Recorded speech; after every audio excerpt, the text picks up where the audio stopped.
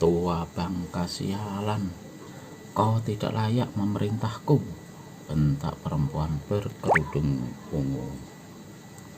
Jika demikian, berkata Kiai Selawah, harap dimaafkan kalau kami mungkin terpaksa memaksamu. Anak Raja Rencong dari Utara berpaling kepada Kiai Selawah. Mulutmu sombong, tapi kau bicara masih punya perasaan. Kelak kematianmu lebih mendingan daripada kawanmu yang satu ini. Dan dia menuding pada Kiai Suhudillah.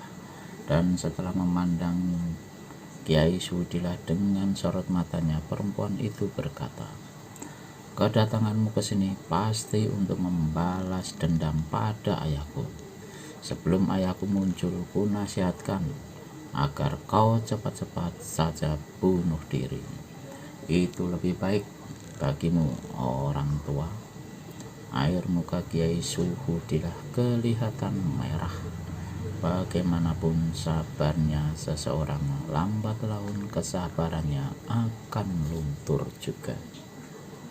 Perempuan sombong dan kecongkakan ayahmu rupanya sudah kau warisi selagi dia masih hidup.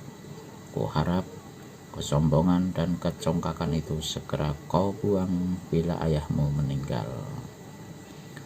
Tua bangka bermulut besar, kau berani menghina aku dan ayah. Makan jariku ini. Perempuan berkerudung jentikkan 5 jari tangan kirinya sekaligus. Wut, 5 sinar merah kekuningan menderu ke arah Kiai Suhudillah.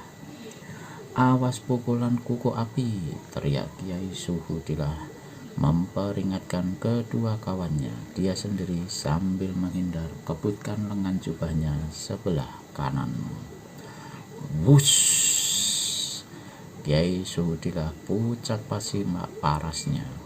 Meski kebutan lengan jubahnya berhasil membuyarkan serangan maut itu, namun tak urung lengan jubahnya menjadi hangus hitam dan hawa panas menjalar ke kulit lengan. Dengan cepat sang kiai sobek ujung lengan jubahnya. Gadis kerudung ungu tertawa gelak-gelak. Kalau kepandaianmu cuma sedalam sungai yang dangkal, betul-betul hanya mengantarkan jiwa datang kemari. Lebih baik kalian bertiga bunuh diri. Kiai Suhudillah mendekam dalam hati, berkata, kami bukan manusia-manusia bangsa pengecut yang bersedia melawan seorang perempuan. Lekas panggil ayahmu. Benar-benar tidak tahu diri. Diberi kesempatan bunuh diri malah tambah menantang. Bola-bola mata si gadis menyorot tajam dan sesaat kemudian tubuhnya berkelebat dan tahu-tahu sudah membagi serangan pada ketiga kiai dalam 3 jurus. 3 ekor naga menggempur sang surya. Kembali ketika kiai dikejutkan oleh kehebatan serangan ini, cepat-cepat mereka menghindar dan setelah saling memberi isyarat serentak maju untuk meringkus anak gadis Raja Rencong itu hidup-hidup. Namun mereka tertipu. Tidak semudah itu untuk menangkap hidup-hidup gadis yang sudah menguasai lebih setengah bagian dari ilmu silat ajaran ayahnya. Begitu ketiga kiai serempak maju, tubuh si gadis berkelebat dan lenyap. Lalu terdengar suara lengkingan seperti lengkingan burung raksasa. Lubang-lubang telinga ketiga kiai terngiang sakit. Tiba-tiba satu tebasan tepi telapak tangan mereka sekaligus ke arah kepala mereka. Kiai Suhudillah dan kawan-kawan terpaksa bersurut undur untuk selamatkan kepala masing-masing. Mereka mengeluh, jika anaknya demikian hebatnya, tentu ayahnya bukan lawan enteng. meskipun mereka bertiga. Kiai Suhudilah merenung cepat. Dia adalah seorang yang bermata tajam dan setiap bertempur selalu memperhatikan gerakan-gerakan yang dibuat lawan. Meski baru satu gerakan, namun dia terdapat melihat sifat-sifat gerakan si gadis dan tahu di mana letak kelemahan ilmu silat lawan. Dengan cepat, Kiai Suhudilah berkaca dengan ilmu menyusupkan suara pada kedua kiai lainnya. Kita serang dia dengan barisan 3 malaikat lenyap ke langit. Kiai Salawah dan Kiai Tanjung Labuh mengangguk tanda mengerti. Kiai Suhudilah mengedipkan matanya dan ketiganya pun kemudian menyerbu dari 3 jurusan. Kiai Suhudilah dari depan, Kiai Salawah dari samping kanan, dan Kiai Tanjung Labuh dari samping kiri. Ilmu silat picisan macam apa yang hendak kalian obral di hadapanku? Ejek anak gadis Raja Rencong. Tubuhnya dibungkukkan sedikit dan dengan mengandalkan tumit kaki kirinya, laksana sebuah titiran, dia berputar dengan kaki kanan menderu ke arah ketiga penyerangnya. Yang sekali ini tidak mudah bagi gadis berkerudung ungu untuk memusnahkan serangan ketiga kiai itu, karena begitu tubuhnya berputar dan menghantamkan tendangan dalam bentuk lingkaran, ketiga lawannya berkelebat cepat, lenyap dari pemandangannya, dan tahu-tahu sudah menyerang lagi dari jurusan yang lain, yaitu Kiai Suhudilah dari belakang, Kiai Salawah dari depan, sedang kiai yang satu lagi dari samping kanan. 3 buah totokan menderu ke arah 3 jalan darah si gadis. Gadis itu kertakkan geraham tanda penasaran. Kedua kakinya menginjak tanah. Didahului oleh satu lingkaran keras, dia melompat ke atas. Kaki kiri dihantamkan ke depan menendang lengan Kiai Salawah. Kaki kanan ditendangkan seperti kuda menendang ke arah Kiai Suhudilah yang menyerang dari belakang, sedang satu pukulan tangan kosong yang mendatangkan angin keras dihantamkan ke batok kepala Kiai Tanjung Labuh yang menotok dari samping. Karena tubuh si gadis berada di udara dan lebih tinggi dari ketiga lawannya, maka meski bagaimanapun hebatnya serangan para kiai, namun serangan balasan dari si gadis tak dapat tidak akan berhasil mencelakakan mereka lebih dulu. Anak gadis Raja Rencong menyeringai di balik kerudungnya melihat ketika penyerangnya menarik pulang tangan masing-masing. Segera dia hendak susulkan dengan 3 serangan berantai yang menurutnya tidak pasti akan mengirim mereka ke pintu kematian. Dengan gelak mengejek, maka dia segera lancarkan 3 serangan berantai itu. Tapi hatinya menciut. Parasnya yang tersembunyi di balik kerudung berubah total. Peluh dingin mengucur di keningnya. Entah bagaimana ketika calon korbannya itu lenyap dari pemandangan, dan tahu-tahu 3 pusat jalan darahnya terasa dingin. Sadarlah si gadis bahwa ketika lawannya sebelum sempat dia menyerang telah lebih dulu mengirimkan totokan-totokan dari jurusan lain yang tak diduganya. Meski bagaimanapun kehebatan dan kecepatannya untuk mengelak atau menangkis, tapi kini sudah kasib. Yang bisa dilakukannya cumalah memaki dan merutuk dalam hati. Si gadis mengeluh tinggi. Totokan yang pertama melanda jalan darah di punggungnya. Kedua tangannya dengan serta-merta lumpuh. Tubuhnya terhuyung-huyung ke depan. Dalam sedetik lagi 2 totokan segera pula akan mendarat susul menyusul di bagian lain tubuhnya. Dalam keadaan yang demikian kritisnya, Bagi si gadis tiba-tiba mengundanglah suara bentakan yang kerasnya laksana gelegar gunung meletus. Pandan Suri, siapa yang berani berlaku kurang ajar terhadapmu? Satu gelombang angin yang luar biasa dahsyatnya menderu, membuat ketiga kiai terhuyung 5 langkah dari kalangan pertempuran. Sedang gelombang angin itu sekaligus melepaskan totokan di tubuh si gadis yang ternyata bernama Pandan Suri. Mendengar suara bentakan itu dan merasa totokannya pada punggungnya lepas, Pandan Suri menjadi lega. Sebaliknya, ketiga kiai terkejut bukan main. Mereka adalah orang-orang cabang atas dalam ilmu silat, tapi sekali terpa saja ketiganya telah dilemparkan keluar sejauh 5 langkah dari kalangan pertempuran. Mereka sama palingkan kepala dengan cepat. Seorang laki-laki berbadan tinggi tegap berdiri bertolak pinggang di bawah atap bangunan tua. Pakaiannya dan juga dasarnya yang tinggi berwarna ungu. Tampangnya yang angker itu dihias dengan kumis hitam melintang. Bajunya yang sengaja tidak dikancingkan memperlihatkan dadanya yang penuh otot dan berbulu. Apa kami berhadapan dengan Raja Rencong dari utara? Tanya Kiai Suhudilah. Pelipis laki-laki itu menggembung. Sialan, ditanya malah menanya. Jawab, apa kalian tidak malu mengeroyok seorang perempuan? Malu atau tidak malu, bukan itu soalnya, jawab Kiai Suhudilah. Kami datang mencari Raja Rencong, dan anak gadisnya hendak membunuh kami bertiga.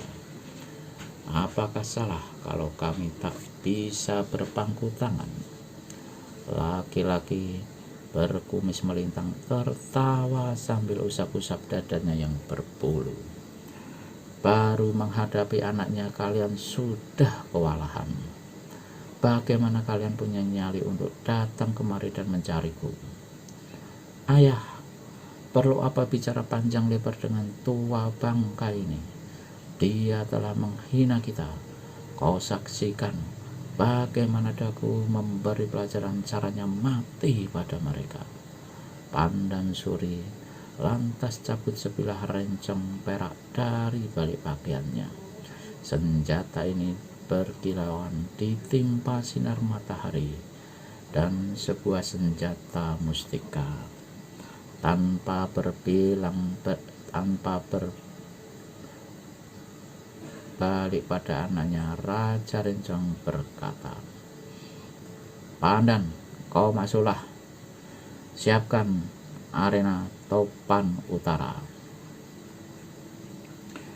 Meskipun hati penasaran sekali diperintah demikian, dengan banting-banting kaki Pandan Suri akhirnya masuk ke dalam bangunan tua yang berbentuk seperti bangunan tempat kediaman hantu itu.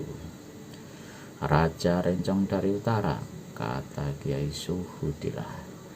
Banyak hal pertanggungan jawab yang hendak ku minta padamu.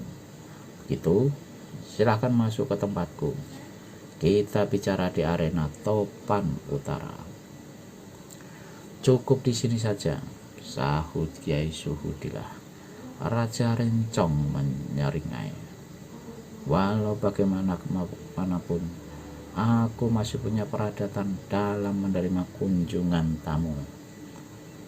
Sekalipun tamu itu datang sengaja untuk mencari mampus. Habis berkata begitu, Raja Rencong memutar tubuh dan masuk ke dalam bangunan tua.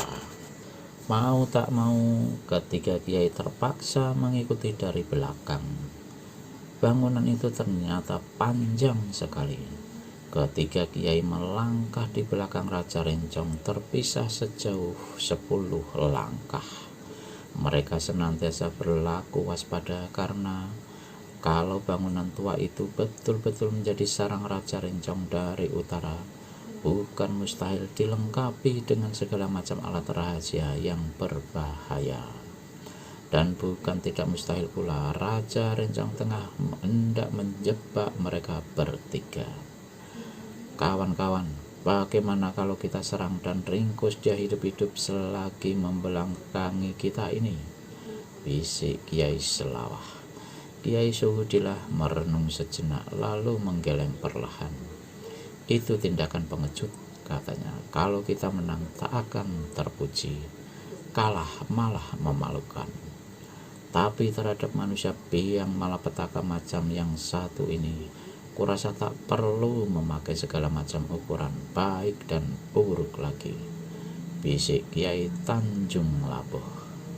Walau bagaimanapun kita tak bisa bertindak begitu, menyahut Kiai Suhudilah. Ketiganya melangkah terus mengikuti Raja Rencong. Mereka menuruni sebuah tangga batu. Tangga itu sebenarnya terbuat dari batu marmer yang putih bersih, tapi karena tak pernah dirawat dan dibersihkan, tangga itu telah menjadi hitam diselimuti lapisan debu setinggi beberapa mili. Raja Rencong menuruni anak tangga dengan sikap acuh tak acuh. Ketika Kiai Suhudilah dan kawan-kawan memandang ke bawah, pada lapisan debu yang menutupi anak-anak tangga tak kelihatan sedikit jejak pun.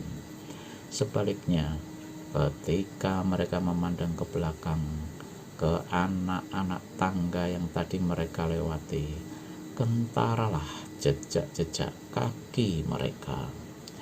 Meskipun tidak membayang jelas, dan ketiga kiai ini sama-sama menggigit bibir. Kuatkan hati kalian, bisik Kiai Suhudilah memberi semangat. Betapapun kejahatan itu tak bisa bertahan lama. Kalaupun kita harus pasrahkan jiwa di tempat ini, kita mati dalam berjuang, mati syahid. Di bagian bawah bangunan tua terdapat sebuah ruang batu yang amat luas, yang kira-kira dapat menampung 500 orang di 4 tepinya. Ruang batu ini berbeda sekali dengan seluruh keadaan bangunan yang telah dilihat oleh ketiga kiai. Keadaannya luar biasa bersihnya, hingga bayangan-bayangan tubuh orang yang berada di ruangan itu akan kelihatan samar-samar di lantai dan dinding serta atap. Ruangan itu berbentuk 4 persegi. Di bagian tengahnya terdapat pelataran yang agak tinggi berbentuk lingkaran. Inilah arena Topan Utara.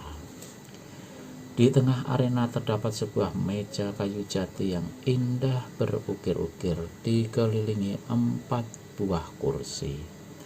Satu dari keempat kursi ini lebih bagus dan besar dari 3 lainnya. Di antara meja terdapat 4 buah piala perak. Raja Rencong naik ke atas arena dan duduk di kursi besar, memandang pada ketiga tamunya dan berkata, "Silahkan mengambil tempat duduk." Ketiga kiai duduk di masing-masing kursi. Kewaspadaan mereka semakin dipertebal. Tak seorang lain pun yang kelihatan. "Sebelum kita bicara, silahkan minum arak dalam piala." Raja Rencong lalu mendahului meneguk arak dalam piala di hadapannya. Ketika dia meletakkan piala yang kosong itu di atas meja kembali, matanya membeliak. "Kenapa kalian tidak mau minum?" "Terima kasih. Agama kami tidak memperkenankan meneguk minuman keras macam begini," sahut Kiai Suhudilah. Agamamu. Di sini kalian harus mengikuti aturanku dan menghormati diriku. Lekas minum." Terima kasih. Lebih baik, apa kau kira aku hendak meracuni kalian? Sentak Raja Rencong mulai beringas. Kami datang ke sini bukan untuk minum-minum, membuka mulut Kiai Tanjung Labuh, tapi untuk bicara, untuk meminta pertanggungan jawabmu. Raja Rencong menyeringai. Lalu matanya yang garang menyapu paras ketiga kiai di hadapannya, dan dari mulutnya mendesis suara pertanyaan. Bicara hal apa dan pertanggungan jawab apa? Kurasa kau sudah cukup maklum, jawab Kiai Suhudillah. Tapi aku tak keberatan untuk mengatakannya belak-belakan padamu. Selama belasan tahun daerah utara ini aman tentram. Namun sejak kau muncul, maka di mana-mana timbul malapetaka. Di mana-mana timbul keonaran. Kalau cuma malapetaka dan keonaran biasa, itu bukan apa-apa. Tapi kau juga sekaligus mempunyai cita-cita untuk mendirikan sebuah partai yang bertujuan jahat semata-mata. Sampai di situ Raja Rencong menugas. Apa menjadi hak orang lain untuk tidak tenang dengan cita-cita seseorang? Memang bukan hak orang lain, tapi kalau cita-cita itu hendak dicapai dengan mengorbankan nyawa manusia yang tak mau tunduk dan ikut dalam partaimu, dengan jalan membunuh puluhan manusia tanpa kemanusiaan, maka itu adalah hak setiap orang untuk turun tangani. Di samping itu, aku pribadi ingin meminta pertanggungjawabanmu atas kematian wakil serta 20 orang penghuni pesantren Suhudillah. Raja Rencong dari utara memuntir-muntir kumis-kumisnya. Dalam pada itu, Kiai Tanjung Labuh berkata pula, aku dan Kiai Selawah merasa mempunyai tanggung jawab untuk mengamankan dan menenteramkan daerah utara yang telah dilanda malapetaka besar itu. Karena itulah kami berdua datang menyertai Kiai Suhudillah. Jika begitu, katakan saja bagaimana kalian bertiga hendak turun tangan terhadap Raja Rencong dari utara, kata Raja Rencong. Atas apa yang telah kau buat di dunia luar dan di pesantrenku, aku dan kawan-kawan berhak memisahkan batang lehermu dengan badan. Namun, sebagai orang beragama, kami masih mau memberikan ampunan dengan jalan hanya memotong kedua tanganmu sebatas siku. Raja Rencong dari utara kerenyitkan kening, mendelikkan mata, lalu tertawa gelak-gelak hingga keempat dinding ruangan itu bergetar. Tangan kirinya mengusap-usap dadanya yang berbulu. Kiai Suhudillah keluarkan sebatang golok besar yang tajam luar biasa. Selai rambut yang melintangkan di atas mata golok lalu ditiup perlahan, pasti akan putus. Terima kasih.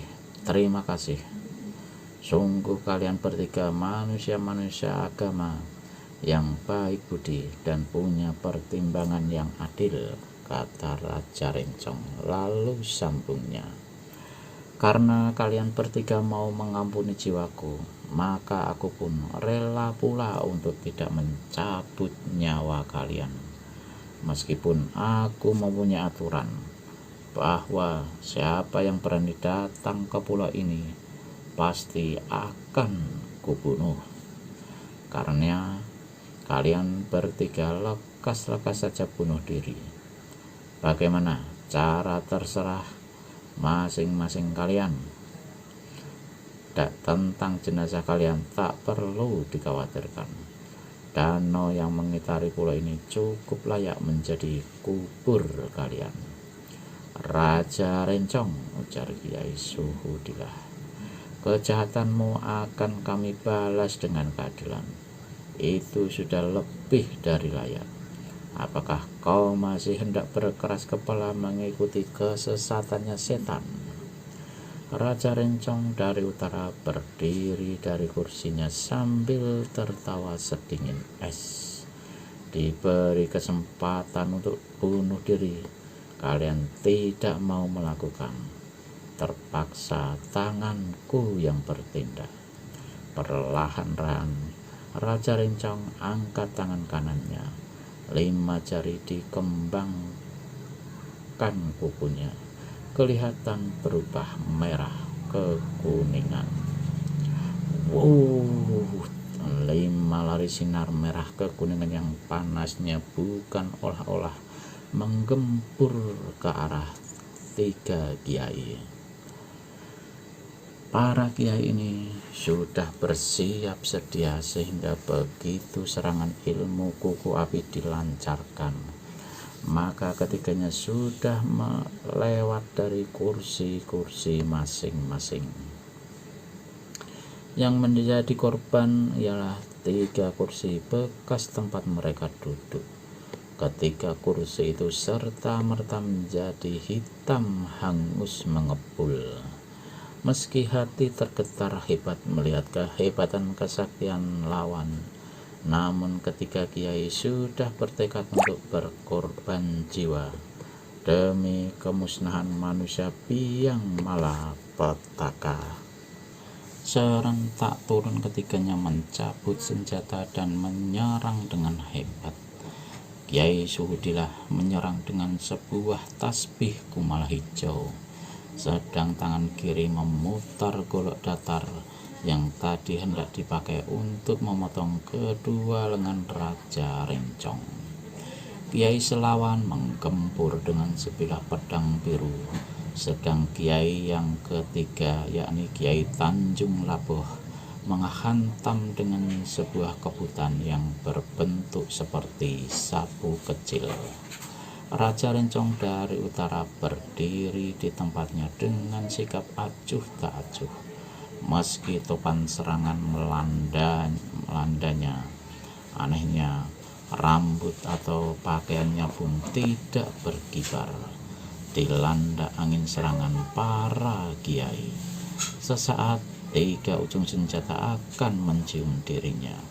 Raja Rencong dari utara gerakkan tangan kanannya. Pedang, tasbih kumala hijau dan kebutan sakti terpental kembali, laksana menghantam benda karet yang atos. Berubahlah paras ketiga kiai. Raja Rencong dari utara tertawa mengejek. Tiba-tiba sekali tangan kanannya bergerak dan dari mulutnya yang tadi tertawa keluar seruan, "Makan jotosan selaksa palu godamku ini." Meski sebelumnya berseru demikian rupa, yang sekaligus memberi peringatan pada calon korbannya, namun ketiga kiai tak dapat melihat gerakan tangan lawan. Dan yang lebih hebat lagi, mereka tak tahu siapa di antara mereka yang menjadi sasaran. Saking cepatnya gerakan serangan Raja Rencong dari utara, lalu terdengarlah suara ngep. Tubuh Kiai Selawan tertekuk ke depan. Sebentar lalu mencelat mental keluar arena, menggeletak di lantai batu dengan perut pecah. Kiai Suhudilah dan Kiai Tanjung Lor tertegun, terkesiap beberapa ketika lamanya. "Kenapa termangu? Kalian toh akan menerima nasib macam dia pula," ujar Raja Rencong pula. Kedua kiai kertakkan rahang, pelipis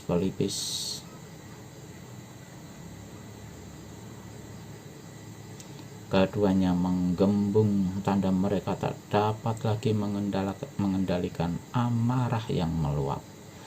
Kiai Suhudillah menyerang lebih dahulu dengan jurus silat Turki yang aneh gerakannya. Silat picisan dari negeri orang yang ditontonkan di depanku. Ejek Raja Rencong. Sanggupkah ilmu silat Turki menerima pukulanku yang ini? Dengan jari-jari tangan mengembang, Raja Rencong dari utara dorongkan tangan kanannya ke arah Kiai Suhudillah. Bacokan gol besar dan hantaman tasbih kumala hijau tertahan dan mental. Bersamaan dengan itu, satu gelombang angin yang luar biasa hebatnya menerpa tubuh Kiai Suhudillah. Kiai ini melenguh dan mental keluar arena. Begitu terhantar di lantai batu, tak berkutik lagi.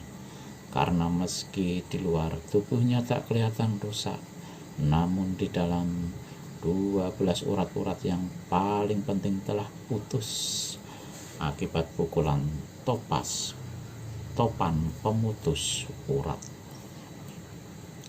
Semangat Kiai Tanjung Labu seperti terbang menyaksikan kematian kedua kawannya itu.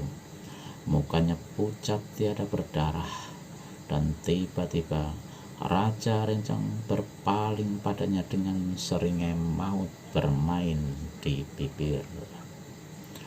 Sesudah tontonan ngeri itu, apa kau masih punya nyali? Bukankah lebih baik bunuh diri saja agar kau bisa mampus dengan enak? Demi Tuhan, lebih baik mati dengan senjata di tangan daripada melakukan kepengecutan, jawab Kiai Tanjung Labuh. Seluruh tenaga dalamnya telah dialirkan ke ujung kebutan, dan sekali dia menggerakkan senjata itu, maka 10 jalan darah di tubuh Raja Rencong diancam bahaya maut. Anehnya, Raja Rencong ganda tertawa yang membuat darah Kiai Tanjung Labuh tambah meluap-luap. Sekejap lagi sambaran ujung kebutan akan melanda jalan-jalan darah di tubuh lawannya. Tiba-tiba tangannya terasa kesemutan dan kebutannya terpental lepas dari tangan. Meski menyadari sepenuhnya bahwa Raja Rencong bukan lawannya, namun dengan kalap Kiai Tanjung Labuh yang berhati jantan itu menyambar pedang Kiai Selawah yang tadi terjatuh, dan dengan senjata itu dia menggempur habis-habisan. Hujan serangan menelikung tubuh Raja Rencong yang sama sekali tidak bergerak di tempatnya, malah menanggapi serangan itu dengan tertawa-tawa. Kiai Tanjung Labuh penasaran dan juga heran kenapa pedangnya sama sekali tak berhasil menyentuh bagian tubuh manapun dari lawannya. Tengah dia berpikir serangan, tiba-tiba Raja Rencong berseru, 3 jurusan kau mencak-mencak, sudah kelewat, cukup, lihat jotosan, awas kepalamu. Begitu pukulan selaksa palu kuda menyerang kepalanya, Kiai Tanjung Labuh tak sanggup berkelit. Dicobanya membabat lengan lawan dengan pedang, tapi sudah tidak keburu. Kiai yang terakhir ini terbadai di lantai dengan kepala pecah, darah muncrat dan otaknya berhamburan. Di atas sebuah batu dalam sebuah goa, seorang laki-laki tua berjanggut dan berambut putih duduk bersila, memejamkan mata tengah bersemedi. Sejak tengah malam tadi dia bersemedi, dan sampai matahari terbit di ufuk timur, masih juga dia belum bergerak dari tempatnya. Menjelang tengah hari, Jadi sesudah 12 jam lamanya duduk bersemedi perlahan-lahan, baru dia membuka kedua matanya. Aneh dan juga menyeramkan. Ternyata kedua matanya berwarna putih keseluruhannya. Tapi dia tidak buta. Kakek ini menghela nafas dalam, air mukanya keruh, tanda ada sesuatu yang dipikirkannya. Dan apa yang dipikirkannya itu menimbulkan kesusahan dalam dirinya. Di dunia persilatan, orang tua ini berjuluk Datuk Mata Putih. Umurnya hampir mencapai 75 tahun. Tubuhnya kurus, hanya tinggal kulit pembalut tulang. Namun kekuatannya tidak kalah dengan orang-orang berumur setengah abad. Dan menilik bagaimana batu tempat dia duduk bersemedi mencekung dalam. Nyatalah bahwa orang tua ini memiliki tenaga dalam yang sangat tinggi. Setelah menghela nafas dalam, sekali lagi dia berdiri dan melangkah ke mulut gua. Di luar gua pemandangan indah sekali. Betapa bahagianya menikmati keindahan alam ciptaan yang kuasa itu. Namun jauh di luar keindahan itu, hampir di segala penjuru jagat raya bertebaran noda-noda hitam yang merusak keindahan. Noda-noda hitam itu ialah kejahatan, kecurangan, kekejian, dan segala macam kemaksiatan. Dan yang membuat orang tua ini untuk ketiga kalinya menghela nafas panjang dan dalam, karena seorang di antara manusia-manusia yang melakukan kejahatan dan kekejian itu adalah muridnya sendiri. Telah 3 bulan ini didengarnya tentang perilaku muridnya itu di luaran, dan ini membuat dia terkejut serta merasa menyesal telah mempunyai murid seperti itu. Apa yang bisa dibuatnya selain meninggalkan pertapaan, mencari murid yang sesat itu lalu menghukumnya. Diam-diam dia merasakan penyesalan tambah mendalam bila dia ingat karena kepercayaan penuh terhadap sang murid. Sebelum dilepas dari pertapaan, dia telah menyerahkan rencong emas, sebuah senjata sakti luar biasa yang merupakan satu dari beberapa buah senjata mustika dunia persilatan. Beberapa saat kemudian, orang tua itu pun berlalu meninggalkan pertapaan. Ilmu larinya hebat sekali hingga dalam waktu yang singkat, sosok tubuhnya sudah lenyap di kejauhan. Bersamaan dengan lenyapnya sang surya di ufuk tenggelamnya, sesosok tubuh berkelebat dan berdiri di bawah atap bangunan tua yang terletak di Bukit Toba. Tanpa memandang berkeliling, tanpa bimbang ragu sedikit pun, orang ini melangkah cepat memasuki bangunan tua. Dalam tempo yang singkat, dia sudah berada di arena topan utara yang terletak di bagian bawah bangunan tua. Segala sesuatunya di ruangan luas itu berada dalam keadaan bersih. Namun orang yang memasuki ruangan tersebut tahu bahwa baru seminggu yang lalu 3 orang kiai telah menemui kematiannya di tempat itu. Orang itu menggerakkan bibirnya sedikit, maka menggemalah suaranya yang keras lantang, menggetarkan seantero bangunan dan ruangan. "Hang Kumbara, aku datang." Belum habis kumandang gemas suara itu, dari sebuah pintu di dinding kanan muncullah seorang berpakaian ungu. Begitu melihat si orang tua, laki-laki berpakaian ungu ini berseru, "Guru!" Dia melangkah cepat ke hadapan si orang tua dan menjura dalam penuh hormat. "Sungguh satu kegembiraan bisa bertemu dengan guru. Mohon dimaafkan kalau murid sudah lama tak menyambangi guru, hingga guru sendiri yang sampai berkunjung ke sini." Orang tua itu atau bukan lain daripada Datuk Mata Putih meneliti paras muridnya sejenak lalu tertawa rawan. "Kudengar kau sudah mendapat nama besar di luaran," kata Datuk Mata Putih. "Ah, hanya nama gelar yang tak berarti, Guru. Mari kita bicara di kamarku," kata laki-laki berpakaian ungu, yaitu Raja Rencong dari Utara. "Pandan Suri ada di sini? Sudah sejak 10 hari dia meninggalkan pulau. Kalau begitu, biar kita bicara di sini saja." "Baik, Guru. Tapi perkenankan murid menyuguhkan minuman lebih dahulu." "Tak usah," sahut Datuk Mata Putih. "Agaknya ada sesuatu hal penting yang amat mendesak hendak Guru bicarakan," kata Raja Rencong dari Utara. "Hang Kumbara," Kak Datuk Mata Putih menyebut nama asli Raja Rencong. "Kurasa kau sudah bisa menduga maksud kedatanganku." "Ah, murid yang bodoh ini mana mungkin bisa menduga, Guru. Kedatanganku sehubungan dengan apa-apa yang kudengar di luaran tentang kau. Apakah itu betul?" "Apa yang Guru dengar di luaran tentang diriku itu?" Datuk Mata Putih merasa kurang senang melihat bersilat lidah begitu.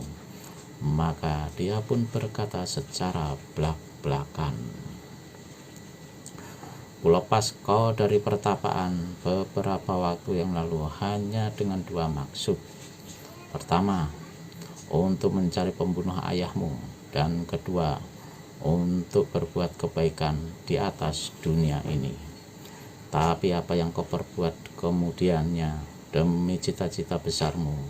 Kau membunuh belasan manusia, mendatangkan malapetaka di mana-mana. Nyatalah kau telah sesat, dan aku sangat menyesal akan hal ini. Kuharap kau menyerahkan kembali rencong emas yang dulu kuberikan, dan ikut aku ke pertapaan untuk dikurung dalam gua selama 10 tahun. Sepasang bola mata Raja Rencong dari Utara membeliak.